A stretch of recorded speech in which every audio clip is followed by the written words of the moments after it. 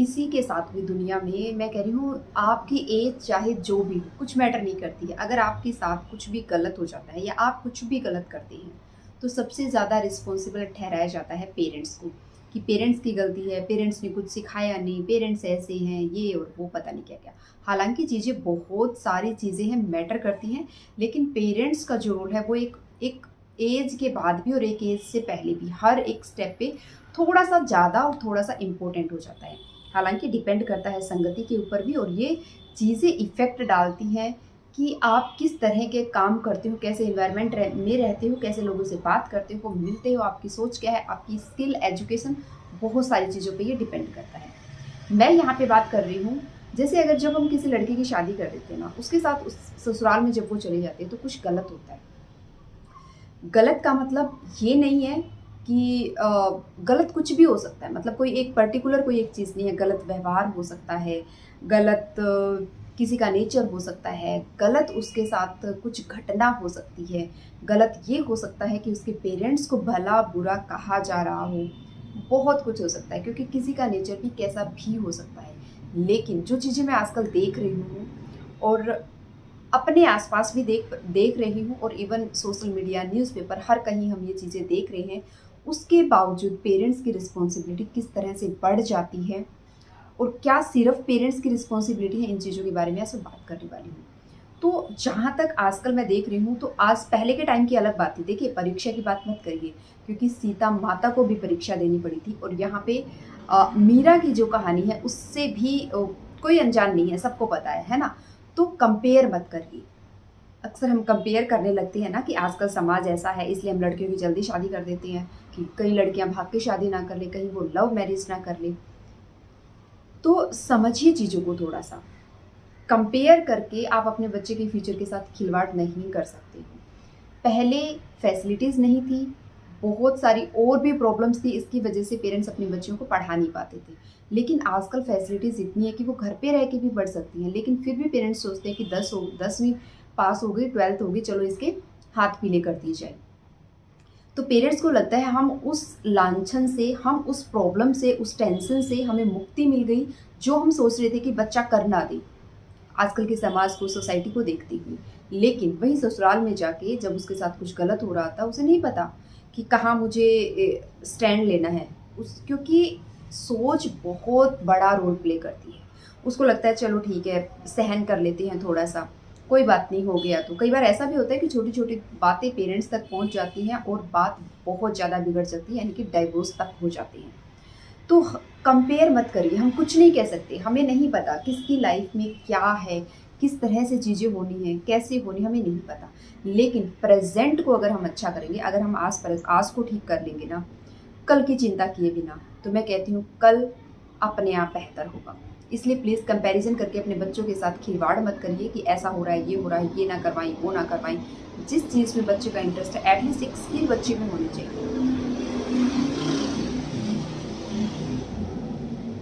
जब वो ससुराल जाती है, उसके साथ कुछ गलत हो रहा था, चलो फिर भी कहीं न कहीं वो चीज़ों को हैंडल कर लेती है, कभी पेरेंट्स की हेल्प के थ्रू, कभी कुछ चीज़ों को हैंडल कर लेती है। लेकिन अगर कोई इंसिडेंट हो जाता है, इंसिडेंट यानी कि कोई दुर्घटना हो जाती है कि उसका हस्बैंड एक्सपायर हो जाए, या उसे बच्चे नहीं हो रहे हैं, है ना? बहुत सारी चीज़ें होती हैं, या फिर जैसे ही शादी की तो लड़की के पेरेंट्स एक्सपायर हो जाए, कुछ भी हो सकता है। तो ऐसे में वो लड़की क्या करेगी आप बताइए? वो कहाँ जाएगी? चारों तरफ माहौल तो आज भी वैसा ही है जैसा कल आपने देखा था, उससे भी कहीं न कहीं और ज़्यादा खराब हो गया होगा। लेकिन आज ना उसके पास स्किल है, ना उसको नॉलेज है, ना उसको डिसीज़न लेने का पता है, ना उसके साथ सपोर्ट है किसी का। तो अब वो क्या करेगी? और अगर पेरेंट्स हैं भी तो वापस से पेरेंट्स के पास आना, पेरेंट्स बूढ़े हो चुके हैं, उनके ऊपर फिर वो बोझ बनती है। सब कुछ आज भी, जब हम 15, 20, 30 साल के थे, जब हमारे पेरेंट्स हमारे लिए करते थे, आज हम 40-45 साल के हो गए हैं, फिर भी हम अपने पेरेंट्स के ऊपर ही बोझ हैं। तो मुझे समझ नहीं आती ये चीज़ कहाँ तक सही है। समझिए चीज़ों को। भाई, भाभी वो कितना करेंगे? ना भी करें, क्योंकि पेरेंट्स की जगह इस दुनिया में मुझे ऐसे लगता है पेरेंट्स की जगह तो कोई नहीं ले सकता। चाहे भाभी कितनी भी अच्छी हो, चाहे भाई कितना ही अच्छा हो, लेकिन वो एक पेरेंट्स की जगह नहीं ले सकता है, और ना ही कभी कंपेयर करना चाहिए पेरेंट्स की इसकी जगह उसको देने की। नहीं हो सकती ये चीज़ें, पॉसिबल ही नहीं है। वहाँ पे सिर्फ और सिर्फ तकलीफ ही हमें होती है, तो नहीं करनी चाहिए ऐसी चीज़ें। इसके साथ साथ जब ऐसी चीज़ें आती हैं और ये सारी प्रॉब्लम्स आती हैं, तब फिर पेरेंट्स सोचते हैं कि काश हमने इसको पढ़ा दिया होता, काश इसको कुछ सिखा दिया होता, तो आज ये प्रॉब्लम नहीं आती, इन चीज़ों को हैंडल किया जा सकता था। तो बात कहाँ पे आई कि आज अगर बेहतर करते हो तो कल अपने आप बेहतर होगा।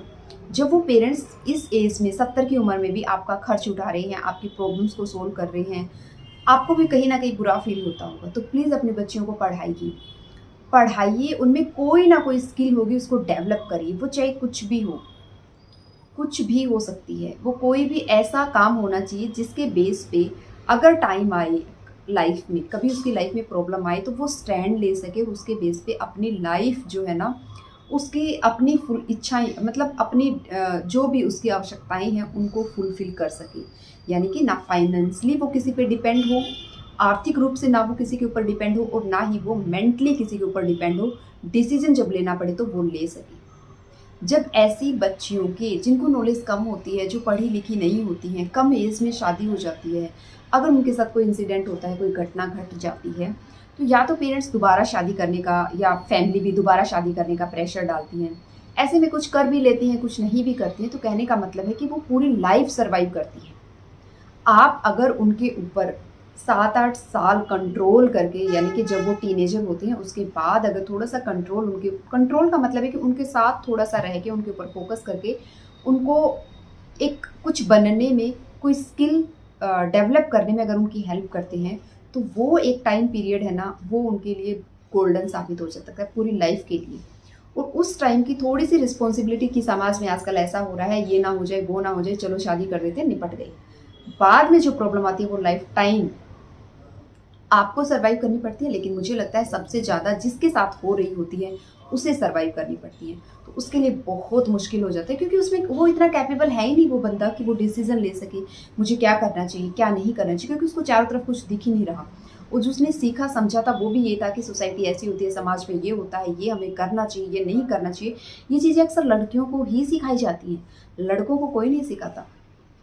तो प्लीज़ अपनी लड़कियों को पढ़ाइए, उन्हें कैपेबल बनाइए। दूसरी चीज़, अगर आपका लड़का है, जैसे मैंने लास्ट भी बोला था आपको, उससे भी कैपेबल बनाइए कि वो वैल्यू करे, है ना। कोई लेडीज़ अगर इनकम जनरेट नहीं करती तो भी, अगर वो आपके घर में है, आपकी वाइफ है, आपका इतनी सारी चीज़ें केयर टेक करती है, उसकी वैल्यू करनी चाहिए कि हाँ ये क्योंकि लड़की, लेडीज़, कुछ भी कह लीजिए, उसे लक्ष्मी का रूप माना गया है।